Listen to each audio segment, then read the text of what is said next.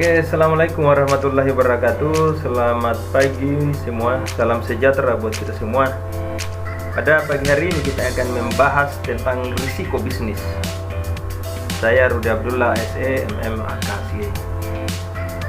Sebelum kita lanjut, jangan lupa like, comment, share, dan subscribe. Oke, kita lanjutkan. Apa itu risiko? Resiko bisnis menurut beberapa pakar atau para ahli, menurut teorinya Hazard, resiko bisnis ini adalah keadaan bahaya yang dapat memperbesar kemungkinan terjadinya bencana atau peril.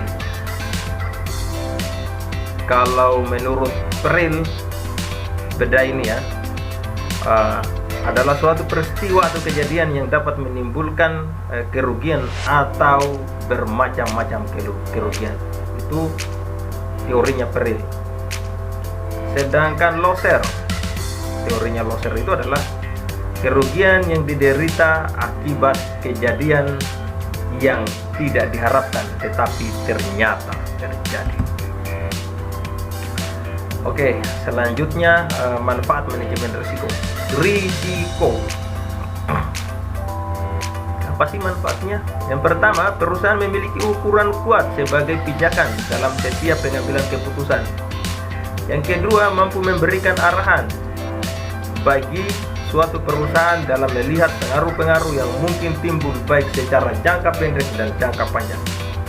Yang ketiga, mendorong para manajer dalam mengambil keputusan dan selalu menghindari risiko dan menghindari dari pengaruh terjadinya kerugian, khususnya dari finansial.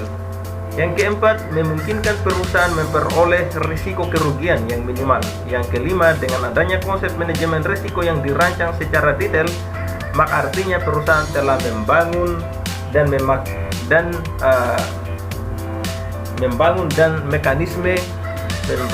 arah dan mekanisme secara sustainability atau berkelanjutan.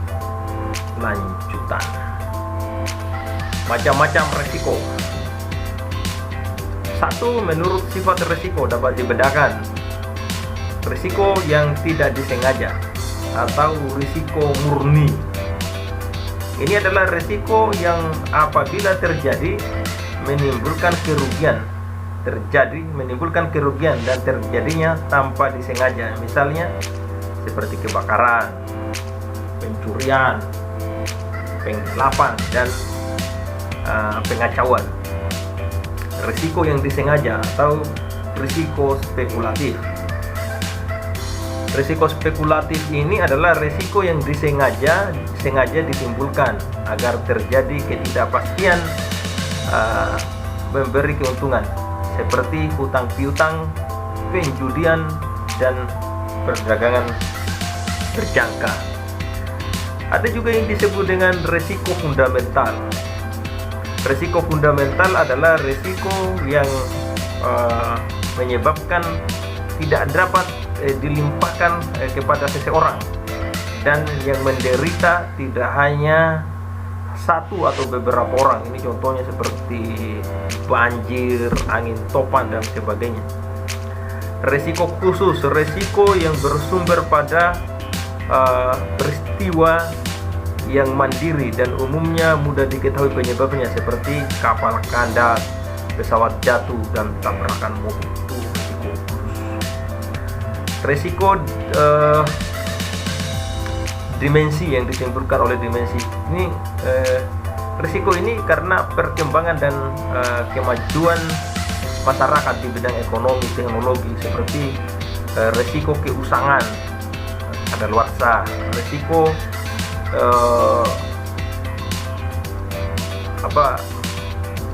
hari tua, risiko kematian, seperti itu dimensi atau waktu. Yang selanjutnya, risiko dialihkan kepada pihak lain. Risiko yang dapat dialihkan kepada pihak lain dan risiko yang tidak dapat dialihkan kepada pihak lain. Ini kalau yang dapat dialihkan ini seperti umpamanya asuransi. Tapi kalau yang tidak dapat. Selanjutnya, menurut sumber atau penyebab timbulnya risiko intern dan risiko ekstern. Risiko intern ini seperti kecelakaan kerja, ya, seperti kerusakan aktiva karena karyawan dan lain sebagainya. Kalau resiko ekstern ini seperti penipuan, persaingan, fluktuasi harga, dan perubahan politik. Selain resiko ini juga ada upaya untuk penanggulangan resiko. Yang pertama, mengadakan pencegahan dan penanggulangan terhadap kemungkinan terjadinya peristiwa yang menimbulkan kerugian. Itu harus melakukan pencegahan dan penanggulangan. Yang kedua, melakukan retensi, artinya mentolerir terjadinya kerugian dengan membiarkan terjadinya kerugian dan mencegah terganggunya operasi dengan menyediakan dana untuk penanggulangan. Yang ketiga, melakukan pengendalian terhadap risiko seperti melakukan perdagangan berjangka. Yang keempat, mengalihkan atau memindahkan risiko pada pihak lain, yaitu dengan cara mengadakan kontrak pertanggungan tadi seperti asuransi dengan perusahaan asuransi terhadap risiko tertentu. Oke, waduh, tidak kelihatan ya. Langkah-langkah manajemen risiko. Jadi yang harus dilakukan adalah mengidentifikasi dan menaksir risiko. Jadi harus diidentifikasi, kemudian memonitor risiko. Yang selanjutnya menetapkan kebijakan. Kalau umpamanya resikonya nanti akan ada kebakaran kalau barang-barangnya ditaruh di sini. Terus kita bikin aturannya supaya tidak terjadi kebakaran. Umpamanya seperti ada dipasang di sekitar situ. Kalau umpamanya ditahu bisa terjadi kebakaran, ya dipasang di situ. Itu tabung yang untuk pemadam kebakaran itu. Melakukan kebijakan dan mengatur risiko. Ya, ini seperti yang saya sampaikan tadi. Yang selanjutnya memperkenalkan dan menguji rencana jika terjadi hal yang tidak diinginkan. Ya, harus ada simulasi lah. Kalau kita sudah punya tabung di situ, pompa air, ya setidaknya karyawan di situ harus dia tahu cara penggunaannya. Sekali-sekali lakukan simulasi. Oke, hubungan manajemen risiko dengan fungsi lain dalam perusahaan. Hubungan dengan accounting. Jadi risiko ini juga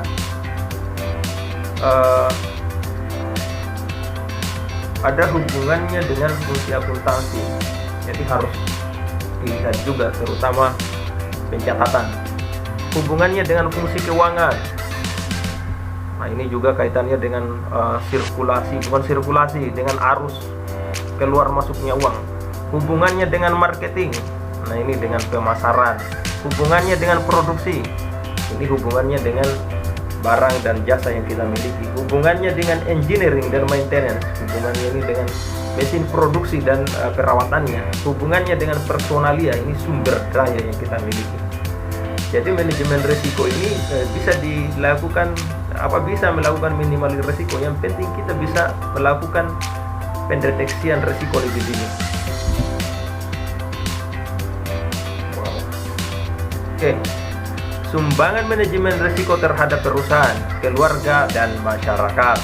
Manajemen risiko mungkin dapat mencegah perusahaan dari kegagalan, pasti.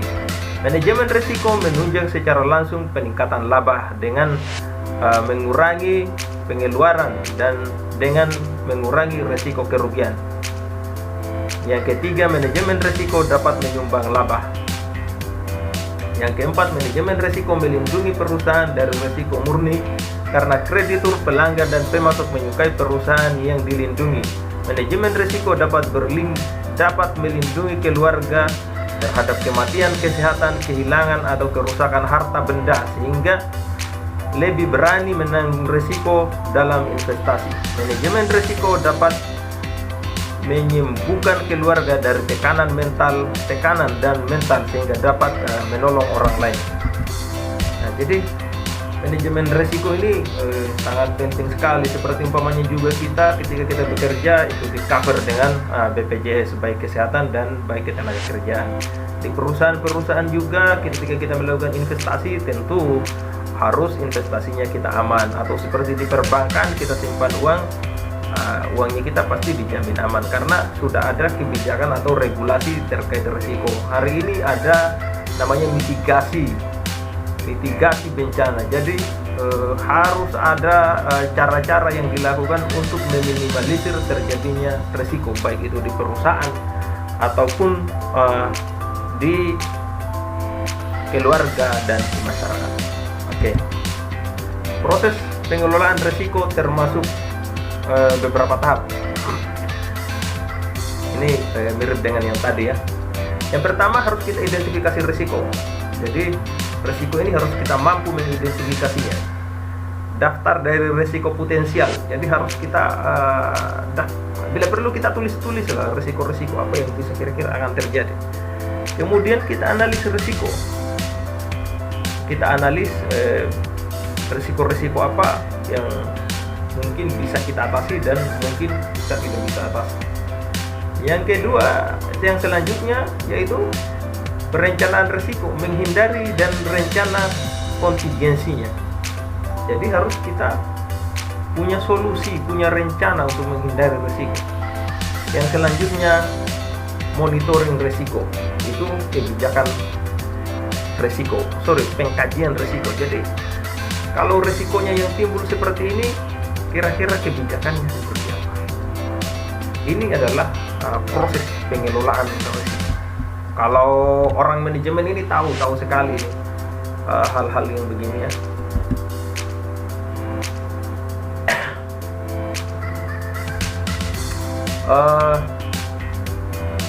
Strategi risiko. Strategi tersebut dapat dijabarkan ke dalam kategori. Yang pertama, strateginya yang menghindari risiko. Yang kedua, strateginya meminimalisasi risiko. Yang ketiga, strateginya rencana kontingensinya.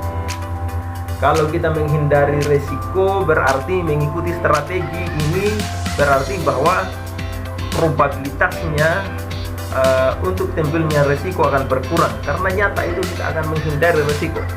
Contohnya strategi menghindari risiko ini adalah strategi yang berhubungan dengan komponen yang rusak. Yang kedua, strategi meminimalisasi. Di sini mengikuti strategi ini berarti bahwa dampak dari risiko ini berkurang. Contohnya strategi meminimalisasi adalah seperti umpamanya kalau staf itu lagi posisinya sakit, nah jangan diikutkan di dalam pekerjaan. Yang selanjutnya rencana kontingensi.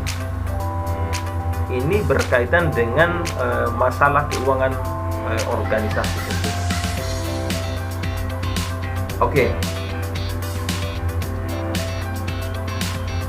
Di sini ada hedging. Hedging ini artinya lindung nilai. Di sini juga ada definisinya, yaitu menukar valuta asing di masa depan dengan mata uang lokal yang melindungi mata uang tersebut dari perubahan nilai tukar.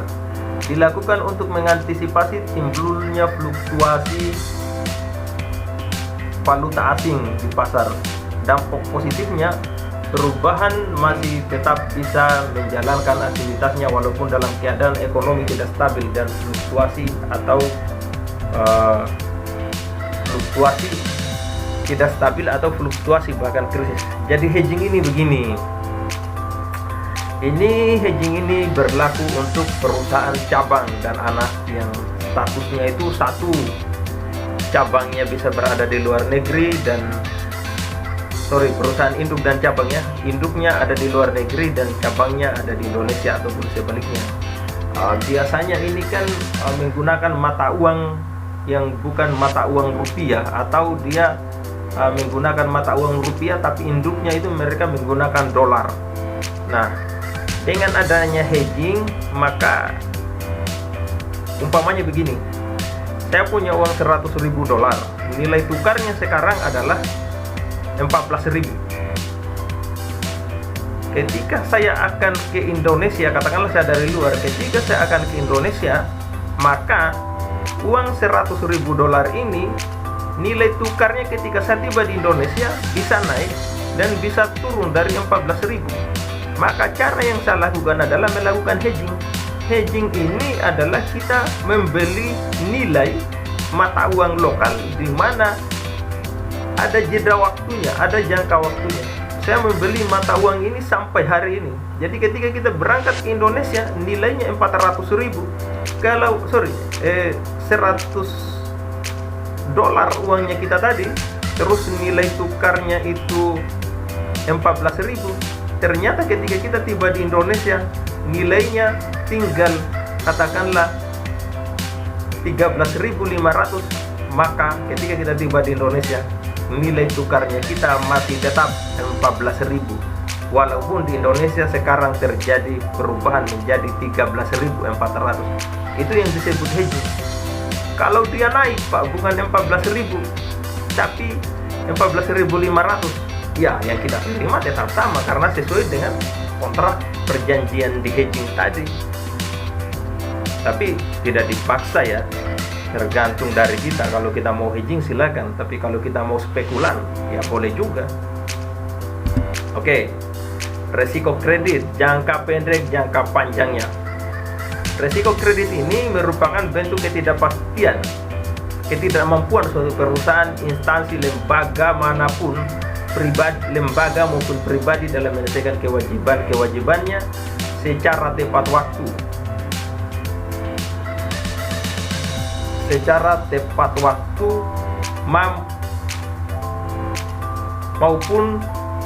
Maupun sudah jatuh tempo. Risiko jangka pendek short term risk dan risiko jangka panjang long term risk. Risiko jangka pendek ini dia mempengaruhi terutama likuiditasnya ya. Itu sangat mempengaruhi. Kalau risiko jangka panjang ini yang dipengaruhi adalah obligasi dan obligasi gagal bayar ini. Oke, kita masuk di default risiko. Ini merupakan risiko gagal bayar terhadap sejumlah pinjaman kredit yang telah dipinjam, biasanya disebabkan oleh kondisi makroekonomi yang tidak stabil, kerugian perusahaan yang terjadi karena faktor menurunnya angka penjualan secara drastis, terjadinya korupsi secara besar-besaran sehingga menurunnya nilai perusahaan di mata publik, kudeta yang terjadi di negara yang bersangkutan, kekisruan yang terjadi di perusahaan tersebut. Ini adalah risiko default. Kebijakan dan solusi untuk menghindari default risk. Bagi kreditor akan menaikkan angka jaminan pada kredit yang benar-benar aman, menghindari jaminan yang memiliki tingkat risiko, sehingga dengan menerima benda tersebut sebagai jaminan akan malah menyebabkan perusahaan akan mengalami kesulitan di kemudian hari. Menghindari benda jaminan yang memiliki nilai fluktuasi di pasar. Nah, ini adalah kebijakan dan solusi untuk menghindari risiko. Di fraud ini adalah kecurangan. Di materi saya tentang dana desa ini kita sudah bahas ya tentang fraud. Ada 3 jenis fraud itu ya. Fraud ini adalah risiko, ini termasuk ke dalam kategori yang terjadi karena kelemahan sistem manajemen yang ditetapkan. Fraud sendiri banyak diartikan dengan berbagai makna, yaitu kecurangan, kebodohan, penipuan, dan kejahatan. Yang kedua, penggelapan barang, manipulasi data, rekayasa informasi. Yang ketiga, mengubah opini publik dan memutarbalikkan fakta. Yang keempat, menghilangkan beberapa bukti dengan sengaja. Jadi fraud ini sebetulnya kenapa bisa terjadi? Fraud ini terjadi karena lemahnya sistem internal, terutama seperti umpamanya standar-standar yang ada di dalam perusahaan itu tidak berjalan dengan baik. Hanya ini saja, hanya dijadikan sebagai yang penting ada. Kalau masalah dijalankan itu nomor 150. Standarnya ada atau tidak? Ada. Mana ini? Sudah dijalankan. Nah, itu kadang tidak dijalankan. Nah, bentuk-bentuk fraud international error itu istilahnya, yaitu kekeliruan yang disengaja dengan menguntungkan diri sendiri. Saldo rekening bank ditampilkan lebih besar sehingga rasio lancar dan terlihat lebih baik. Itu di dalam bentuk fraud.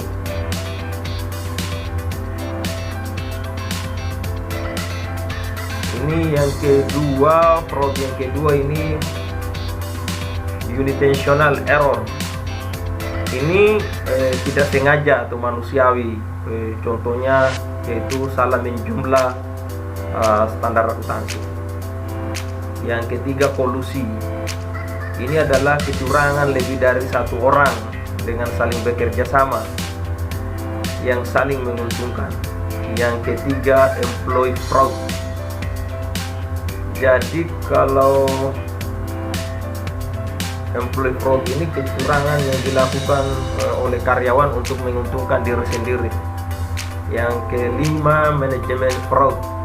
Manajemen fraud ini dilakukan oleh manajemen sehingga merugikan pihak ketiga, bahkan pemerintah. Dalam hal ini memanipulasi pajak kredit bank. Yang keenam, computer crime.